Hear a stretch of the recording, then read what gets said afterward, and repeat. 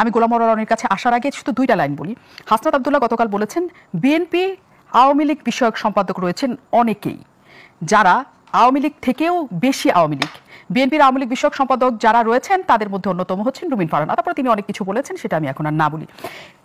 রুমিন ফারহানাকে একা এখানে তিনি বলেছেন তা না, তিনি কিন্তু বলেছেন যারা শব্দটা ব্যবহার করেছেন, এবং তিনি বলেছেন অনেকেই আছে যারা আওয়ামী লীগের চেয়েও বেশি আওয়ামী লীগ।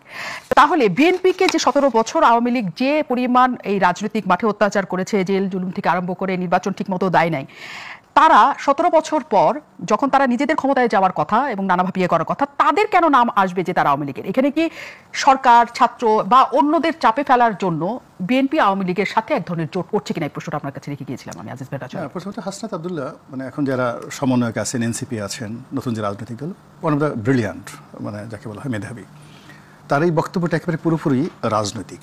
মূলত এই কথাগুলো বলে তিনি বিএনপির মধ্যে একটা ডিভাইড অ্যান্ড পলিসি, এই রুলটা চালু করতে চাচ্ছেন।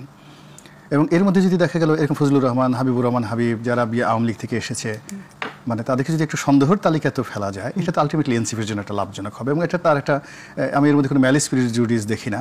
এই ধরনের বক্তব্য মোকাবেলা করাটাই হলো বিএনপির জন্য সক্ষমতা এবং চাতুর্যতা। আমার কাছে মনে হচ্ছে সেটা বিএনপি এই জায়গাটাতে এখনো সময় আছে।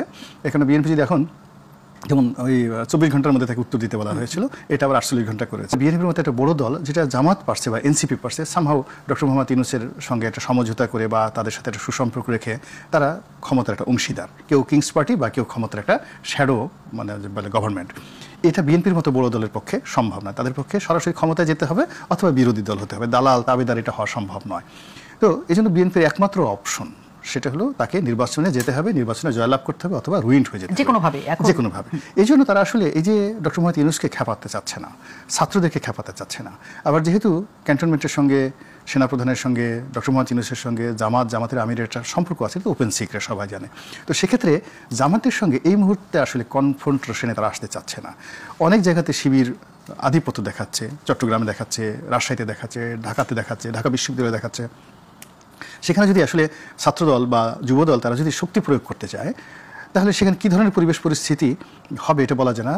তো সেটা আসলে বিএনপি ঝুঁকিটা নিতে চাচ্ছে না। কারণ হলো বিএনপি ভয় পাচ্ছে যে যেহেতু তাদের জীবনের সবচেয়ে প্রথম দুর্ভোগ, দুর্দশা তাদেরকে শেষ করে দিয়েছে ১/১১।